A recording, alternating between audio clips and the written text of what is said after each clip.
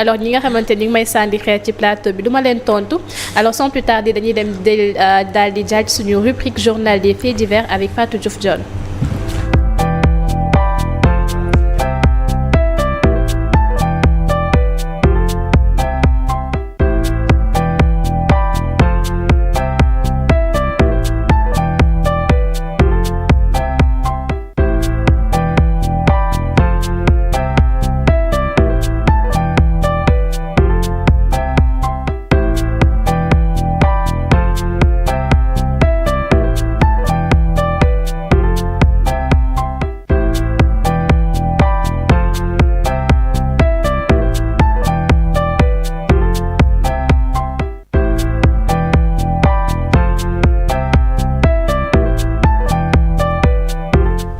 alors mu mel ni Fatou ak Ayoba fekk si nañu ci plateau bi ñu bàyyi leen ñu nuyoo avant ñuy jàll ci suñu rubrique fact checking avec Ayoba. waaw maa ngi nuyu mbooleem internautes yi ñuy suivre yëpp ci matinal bi. situation bi gis naa ni changé wu. ba léegi situation matrimoniale bi ba léegi changé wu. je suis entouré de célibataires. liste Mamatar bi la ñu xaar. donc xëy na vendredi prochain Mamatar ngeen di xaar. waaw liste bi la ñuy xaar bu génn. liste bi ngeen di xaar lu ngeen di xaar ci liste Mamatar. non dañoo bëgg a xaar. ak ban liste la doon. donc la situation n'a pas changé. Je suis obligé chaque vendredi de venir ici. me colporter vraiment une bande de célibataires et voilà ça va de mal en pis mais espérons que d'ici koor gi di ñëw wala koor gi bu jeexee dina am évolution ci situation yi donc maa ngi nuyu Fatou di nuyu Ramata di nuyu Cheikh di nuyu aussi Omar mi nga xamante ni mooy seen président yéen célibataires. merci beaucoup Ayoba mais je pense que liste bi bu génnee rek dinañu changer ñoom ñaar ñii dinañ génn ci tim bi Fatou la belle Fatou nuyu naa la. maa ngi lay fay Ramatu di nuyu Ayoba Seydina Omar Cheikh di nuyu ñi nga xamante ni ñoo di téléspectateurs yi faral di seetaan matinal plus bi à chaque fois. di ñaan yàlla réew mi jàmm sax fii ñëpp nekk ci jàmm aussi Ramatu je vais pas poursuivre sans pour autant addu un tout petit peu ci di xew récemment mooy di jaale ki nga xamante ni moo di yaayu étudiant bi di Abdoulaye Ba ñàkk bakkanam ci événement yi nga xamoon ne amoon na ay fan ci ginnaaw ci université Cheikh Anta Diop bu Ndakaaru métti woon na torop mais ñu ngi ko koy jaale di ko massaw di bokk ak moom naqar bi aussi. merci beaucoup Fatou alors sans plus. pas à l'aveugle. oui. bëri na ci ñoom ñoo xamante ni tey jii. dañ leen attaqué frontalement. démentir li nga xamante ni tey jii mooy vidéo boobu contexte biñ ko publier. te ñooñu biir Pastef lañ bokk gouvernement bi la ñu soutenir ba mu toog tey donc loolu muy ñaari points yoo xamante ni c'était à relever par contre il y a aussi une autre masse yoo xamante ni ils ont cautionné ce que le gouvernement a dit. oui. et ça fait peur même si de l'autre côté beneen masse critique bi contrebalancé na version boobu. mais da ngay gis ni am na ci ñoom quand même am na ci certains ou beaucoup yoo xamante ni à vouloir défendre coûte que coûte le régime. Ils ont cautionné cette vidéo qu'on a projetée pour mettre en mal les étudiants. Contre l'opinion. Et ça loolu léegi nag moom mooy li nga xamante ni tey jii mooy équilibre bi ñuy xool dans le traitement de l'information aujourd'hui. L'information encore une fois. C'est un métier. oui. L'information c'est un métier. ça prend. du da ngay wut ay influenceurs rek. ñu dem dugg bi université. gis nga influenceurs bu ñu duggee université ils ont fait plus de dégâts. oui. que l'effet boo xamante ne ñoom ñi ngi ko doon xaar. ci tey jii ñu def ko. lan mooy xew le lendemain. ils se sont tous excusés. effectivement. parce que xam nga lu tax ce n'est pas leur métier. si. li ñu def c'est de la communication. c'est différent d'informer. un communicant dafay embellir ay fekk boîte boo xamante ni tey jii dafa tilim ñun la jëlal boîte bi nga def ko ba ñu mën koo jaay. nga jël boîte bi embellir ko defar ko ba ko gis du xam ni boîte bi dafa tilim da koy bëgg a jënd. loolu mooy la communication. L'information ne s'occupe pas de ces détails. oui. Information c'est mooy loo xamante ni lu objectif la war a doon. loo xamante ni ay faits ci lay tegu. faits yi mooy. vidéo bi nga ko projeté nit ñi analyser nañ les détails de la vidéo pour xam exactement l'emplacement parce que leen lii mënoon a dimbali nit ñi ci ñu xam origine vidéo bi mooy ñu am la source de la vidéo c'est-à-dire fa mu jógee te loolu renseignement yi ñoo ñu ko mënoon a ministère de l'intérieur moo ñu ko mënoon jox pour ñu analyser les métadonnées li ñuy wax les métadonnées vidéo bu nekk da koy am pour ñu xam kañ lañu jël vidéo bi pour ñu xam fan lañ jëlee vidéo bi loolu mooy la ñuy wax les métadonnées loolu mënul possible tant que ki nga xamante ni moo jël vidéo bi joxu la vidéo bi à l'état brut comme ñoom ñoo ko jël ñoo ko publier ñoom ñoo ñu mënoon a jox cette vidéo là ba ñu mën ko analyser ba mu ne vidéo bi kat bi ñu ko analyser le 9 février effectivement lañ ko produire donc comme loolu c'était pas possible léegi pour les fact-checkers professionnels leneen li mooy ñu analyser le contenu de la vidéo au détail près c'est-à-dire fresque bi nga xamante ni moo feeñ ci vidéo bi beneen dessin bi monument livre boobu nga xamante ni moo nekk te mu situé ci en face de la porte de la grande porte de l'université nga xamante ni feeñ na ci vidéo bi nga jël élément yooyu yëpp tey jii nga analyser ko nga comparer ko ak beneen vidéo boo xam ne da nga koo jël tey jii ci même angle bi pour comparer nga xamante ni nag mu leer la ne vidéo bii mënuñu koo jël le 9 février en fait le jour des manifestations te loolu la fact-checker yu bari def notamment Africa Check tey bi ñu xëyee lañ ko publier donc muy ay détails yoo xamante ni da nga koy analyser te fekkoon ñii nga xamante ni tey yii ñooy ces influenceurs là li ñu yónnee yi ñu yónni woon université xamoon nañ toutes ces techniques là d'analyse de vidéo peut-être duñ def erreur yi nga xamante ni tey jii moom lañ def ba mu retourner contre ñoom mooy encore une fois quand un gouvernement veut être transparent il faut être transparent jusqu'au bout bi journalistes yi bëggee dem université fallait les laisser entrer effectivement fekkee yow nëbboo dara laisse entrer les journalistes ñu def seen liggéey mais nga bloquer leen en même temps ñu gis ni autoriser nañ ay influenceurs yoo xamante ni l'information n'est pas leur métier la communication mooy seen métier fësal leneen fësal li nga xamante ni tey jii en contrepartie sax yenn saa dañ leen ci monnaie dañ leen ciy fay mooy seen liggéey nga bàyyi ñi nga xamante ni tey jii information mooy seen liggéey nga bloqué leen ci buntu bi donc mu doon loo xamante ni pour man ay pratique la yoo xamante ni waruñu ko reprendre jamais leneen li mooy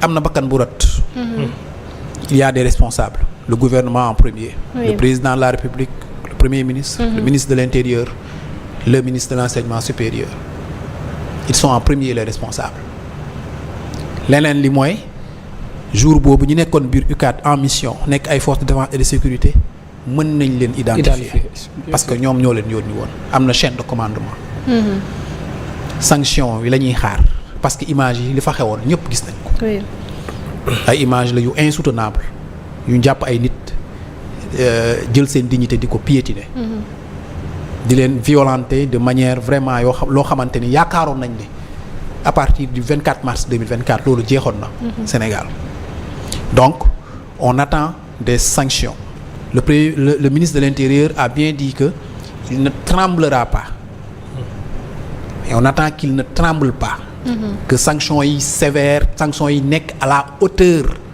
des ignominies qui ont été faites là-bas à l'UCAD le 9 février loolu le peuple bi di xaar parce que tey jii li nga xamante ni moo mën a wéyale lii ñaawte fii mooy l'impunité te pour man damaa jàpp ni impunité sax moo tax yii am parce que li xew diggante 2021 ak 2024 ba léegi dégguñu ci benn FDS bu ñu sanctionné moo waral lii am tey te bu ñu bàyyee lii mu jàll réew mënut a ñàkk ay yëngu-yëngu yëngu-yëngu dina amaat lii dina amaat parce que tout simplement ils vont se croire au-dessus des lois dañuy def te kenn da leen teg ay daan comme ni ma ko waxee réew mënul ñàkk ay yëngu-yëngu réew yëpp dañuy am yëngu États-Unis dafay mooy la première puissance mondiale dafay am ay yëngu-yëngu dëkk yëpp dafay am ay yëngu-yëngu mais maintien de l'ordre dafa am ay règles dafa am ay lois dafa war a am loo xamante ni da nga ko war a respecter am na lu ñuy wax la proportionnalité dans l'intervention le ministre des forces armées l'a souligné l'autre jour ci point de presse bi loolu dafa am importance c'est-à-dire mënoo ñëw tey jii yor ay palu fetal pour xeex ak ki yor ay xeer mënoo ñëw tey nit ki yorul dara nga jàpp ko ko dóor. loolu mënul loolu bokkul ci règle maintien de l'ordre. donc yooyu yëpp tey jii bu ministre de l'intérieur ak premier ministre waxee ni dañoo bëgg a mettre en place une nouvelle doctrine pour le maintien de l'ordre pour man lu xamante ni lu urgent la vu ce qui s'est passé le 9 février dafa nekk lu urgent. loo xamante ni dañ cee war a taxaw taar ba lii nga xamante ni moo xew keroog bañ a am parce que comme ni ma ko waxee léegi bakkanu doomu aadama rot na te c'est ci ay circonstances yoo xam ne la rote yoo xamante ni mënoon nañ ko éviter. ayoo ba man voilà li nga wax moom kenn du ko dindi te man jàpp naa ne sanction dafa war a am. sanction yu sévère sax parce que loolu mooy tax beneen yoon keneen ku ñuy wàccee ci terrain di nga xam ban doxalin ngay am. loolu tamit il faut ñu wax ko c'est vrai que ordre day am. mais des fois da ngay gis ci biir commandement bi am ay takk-der yu nga xam ne duñ cautionner li seen moromu takk-der di ko def moo lay wan ne en dehors de li nga xam ne mooy ordre yu ñu jot li nga xam ne mooy jikko aussi ci la bokk. muy jikko force de l'ordre wala boog de défense et de sécurité bi nga xam ne dafa wàcc di def lu ko neex désordre. mais comme que ñu ngi waxtaan ci wàllum vidéo ak manipulation est-ce que nekkuma di ko défendre mais est-ce que le ministre ci boppam ces éléments mënuñ dem ba manipuler ko ci vidéo yi. si foofu la ko def. waaw. xam nga il a parlé de renseignement. Il a parlé de renseignement le ministre xam nga nekkul ci terrain bi. le ministre il est l'autorité administrative moom il coordonne. Il gère dañ koy jox ay renseignements renseignement foog nit ñi xam d'abord lan mooy renseignement. renseignement bokkul ak information renseignement. tey jii information la lay jóge jaar ci ay circuit am yeneen données ñu togg ko les images sont là. voici les images. ba def ko li nga xamante ni tey jii mooy renseignement. tey jii su ma amee information bu capital maanaam ma jox ko waa police. information la waa police vérifier ni ba xam ne information bi dëgg la. ça ne fait pas de cette information là un renseignement. ñoom ci seen am nañ ay jumtukaay yoo xamante ni ci la ñuy jaar ba xam information bi fan la jógee xam ne information bi naka lañ ko fait bi naka lañ ko tëggee. ñan ñoo impliqué derrière lan la mën a jural réew mi ëllëg ñu loolu ñuy travail boobu ñuy def ci information bi. moom mooy constituer le renseignement. moom la ñuy jébbal autorité bi que ce soit le ministre. que ce soit le premier ministre que ce soit le président de la république loolu lañ koy jébbal mooy produit final moom la ñuy tuddee renseignement buñ la jébbalee renseignement da ngay am une large vue de la situation de tout ce qui s'est passé maintenant yow mii autorité bi nag. il relève de ta responsabilité nga analyser li ñu la jox c'est-à-dire duñ la jox rek nga consommer ko il revient à l'autorité d'analyser ce qui c'est parce que jox nañ la ay information jox nañ la ay renseignements certes. mais yow am nga esprit critique gis nga tamit li xew le 9 février ci biir campus bi loolu du umpul kenn violence bi gis nga ko gis nga ni force de défense et de sécurité yi duggee ci biir pavillon yi loolu yëpp loo xamante ni la ay éléments la yoo xamante ne mën nga cee sukkandiku pour analyser renseignement bi ñu la jox pour mu bañ la induire en erreur. Est-ce que vous comprenez un peu ma logique? Effectivement. mais comme nit aussi nit la rek. bu ñu la joxee renseignement tu as foi en tes hommes. mun nga ko gëm nga ñëw daal di koy teg. ci pénc mi njuumte ci nit ñëpp la bokk ñu ñëpp ay juum li ma dul nangu kay mooy ma juum ba ñëpp xam ni juum naa ma continuer di nager ci njuumte boobu.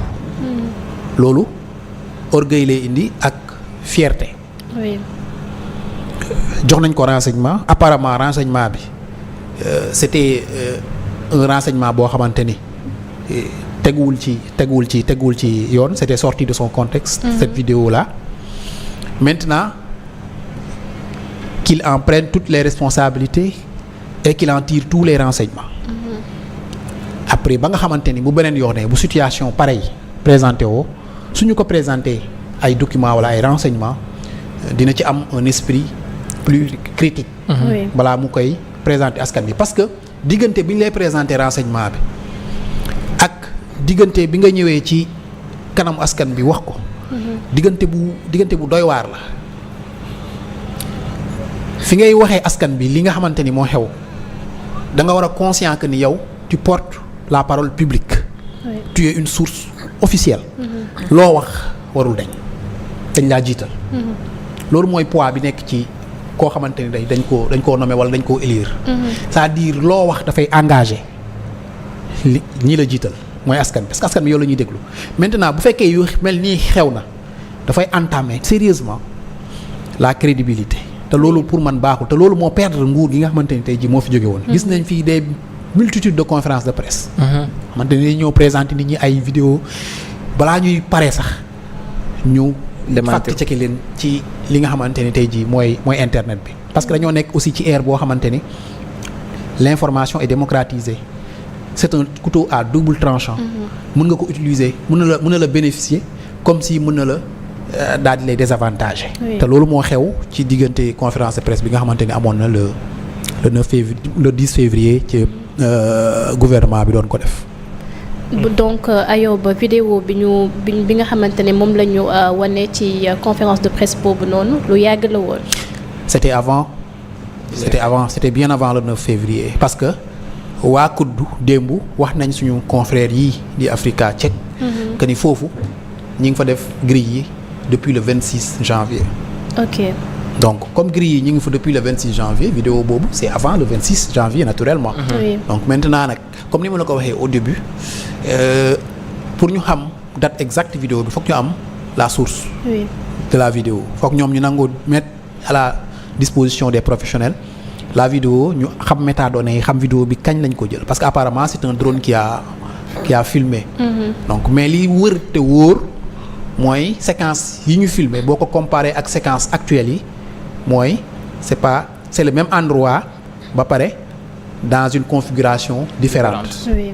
maanaam endroit boobu bi ñu koy filmé grille yi nekkuñu fa woon grille yi ñu ngi ko fa def selon le COUD depuis le 26 janvier donc bi ñuy filmé loolu c'était bien avant le 26 janvier te manifestation yi ñu ngi am le 9 février. mais kon est-ce que n'est-il pas temps ñoom tamit comme gisee nañ ko noonu ñu génn wax ak sénégalais yi ne vidéo bi exactement lu jàll la woon lu passé la woon mais que ñuy garder silence bi tamit mën nañ ko gisee neneen. pour man le ministre de l'Intérieur doit refaire une sortie. Oui. moo xam conférence de presse la woon wala point de presse moo xam un communiqué. au moins pour reconnaître que cette vidéo a été sortie de son contexte. Et le silence ne peut pas constituer une explication à cette chose. Ayoba en dehors des images polémiques gis nañ démb ñi nga xam ne ñoom ñooy la commission académique ñu ne dañuy suspendre tout ce qui est amical mais dañuy appeler à la reprise des cours est-ce que vous pensez que c'est pas un peu paradoxal que du moment que campus social tëjee nga bëgg ne dañuy reprise des cours ak dialogue bi ak réforme yi alors que yow yaa ngi suspendre les amicales est-ce que du gën a yokk tension yi. Effectivement, c'est d'ailleurs ce que la coordination du SAES a relevé ce matin dans un communiqué. SAES, c'est le syndicat autonome des enseignements du supérieur. mu ni lii conseil académique bi def suspendre les amicales. du doon loo xamante ni tey jii dafay encourager à la stabilité tey jii amicales yi mënuñoo nekk ci benn situation xam dañu ñàkk benn étudiant ci condition yu metti quand même. leeralaguñu sax loolu tey jii nga jël décision suspendre leen. ñenn ci ñoom ba léegi ñu ngi leen jàpp. tëj leen ñett ci ñoom. ñett ci seen dirigeants yi ñu ngi leen jàpp tëj leen ñu ngi en garde à vue ba léegi kenn libéré gu leen tey jii nga waroon a nekk ci pour man boo nekkee autorité académique dans une logique d'apaisement parce que situation bi bu bakkan rotee rek tey jii waratoo nekk sur la défensive mais dans une logique d'apaisement ñu fexe yëf yi dal ñu woowaat étudiants yi autour d'une table pour discuter avec eux parce que pour man loolu mooy tax jàmm dellu si waat ci campus bi mais boo jëlee décision nga ni suspendre nga amicale yi autoriser la reprise des cours ba pare fekk na da ngaa tëj campus bi alors que majorité étudiants yi nga xamante ne dañoo nekk foofu campus dëkkuñu sax dëkkuñu Dakar ils ont pas les moyens nekk Dakar ci benn nu mu tuddati ci ay kër yoo xamante ni dañ koy fay. wala am nañ fa ay mbokk yu leen mën a héberger le temps ñuy dem di def ay cours. nga tëj campus bi nga ni cours yi nañ léegi tu obliges les étudiants bu dëkk Ziguinchor muy ñëw chaque jour di def cours pour dellu Ziguinchor wala ki dëkk Thiès wala ki dëkk Tamba xam nga loolu mënul nekk. donc il faut un peu ñu xaw a dal tuuti aussi bien du côté du conseil académique que du côté des étudiants. effectivement c'est-à-dire étudiants yi tamit fokk ñu wone seen bëgg dialogue. c'est-à-dire fokk ñu pare pour dialoguer avec les autorités parce que tension bi mënul continuer. tension bi mënul continuer parce que étudiant université bi fokk mu ubbi. si xalaatuñu dellu ci situation yi ñu nekkoon maanaam recteur bi jël université bi tëj ko pendant 9 mois étudiants yi amuñu fu ñu jàngee. waruñu toll ci situation yooyu. lii problème la bu ñu war a régler de manière structurelle man je n'ai pas varié dans ma position modèle bi ñuy fayee bourse yi dañ ko war a réformer. mënutul continuer nii ñu koy fayee mënutul continuer c'est-à-dire am na loo ci xam tamit nag du faute étudiants yi mooy le chevauchement des années universitaires. wax naa ko léegi recteur moo jóg tëj université bi pendant 9 mois étudiants yi jànguñu ba léegi année universitaire dafa chevauché wu am na ñoo xam dañ nekk master nekk licence ñoo xamante ni seen année ba mu commencé seen année universitaire ba mu ubbee sax yàggul donc yooyu yëpp faw ñu toog waxtaan ci ak autorités yi ñu xool naka la ñuy fexee ba année universitaire bi daal di doon année universitaire bu stable année académique boo xamante ni dafay commencer octobre jeex nangam ba ñëpp tënku ci ñu teg calendrier paiement bourse yi comme ni ko directeur des bourses bi expliqué de manière claire.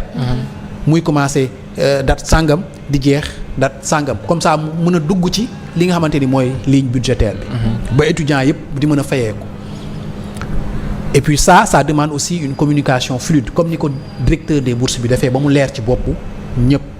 pour man noonu la ko ministère de l'enseignement supérieur waroon na defee ba mu leer ci bopp sénégalais parce que tey jii lee woon ni communication aussi dafa am importance ak information yi ni muy kiiwee mooy ci gémmiñu directeur des bourses la ñu xamee dëgg-dëgg lan mooy réforme yi. alors que boo laajee la majeure partie des sénégalais dañ naan lu tax étudiants yi di grève dañ naan fayaguñ leen seen bourse. fayaguñ leen seen bourse. loolu lañ leen di wax. alors que loolu rôle pour man gouvernement bi la mu leeral ko. si ba askan bi xam ko su fekkee nag fayir nga côté boobu ba lii am après il faut gérer les choses. Il faut pas être toujours dans la défensive des deux côtés. bu kenn xëcc bu ñu continuer di xëcc parce que bakkan rot na ba pare bu dul dara ñu seet ci. effectivement la mémoire. kii bakkanam rot bu dul dara ñu seet ko ci seet ci sa famille nga xamante ni tey jii yaayam ñàkk na ko tax dootul ñëwaat ba faw bu dul dara ñu seet ci loolu donc ça ne servirait à rien ku nekk di tirer sur un côté. nañu toogaat ñu waxtaan ba jàmm ñëwaat ci université bi. nit ñi continuer dem jàngi parce que loolu mooy intérêt Sénégal. Ramata tuuti rek laa ciy ajouté sànq mooy Ayoba bi nga ñëwee wax ci ndawal buur yi nga xamante ni le ministre de l'intérieur nga xamante ni moom moo leen jiite moo leen yónni woon fa nga xamante ni mooy université dans le cadre de l'exercice de leur fonction léegi imagine-toi tey comme on dit l'auteur de tout acte ignoble quelles que soient les violences quel que soit métital xoqatal wala peut-être gaañ bi ñu mën a def ci doomu aadama rawatina aussi li fi xew mooy feewu université que ça soit ndawal buur da ngaa war a répondre de tes actes ñu condamner à ce qu'on appelle les auteurs mais je me dis que est-ce que là aussi le ministre de l'Intérieur n'est pas entre le marteau et l'enclume quand je dis que le ministre n'est pas entre le marteau et l'enclume mooy par exemple tey mënoo jël sa ndaw nga yónni ko muy dem ci say ndogal la demee sur le terrain pour effectuer un travail bien déterminé mu dem foofu ndogal dal ko wala am lu fa xew ñu war a situer les responsabilités si par ailleurs on trouve par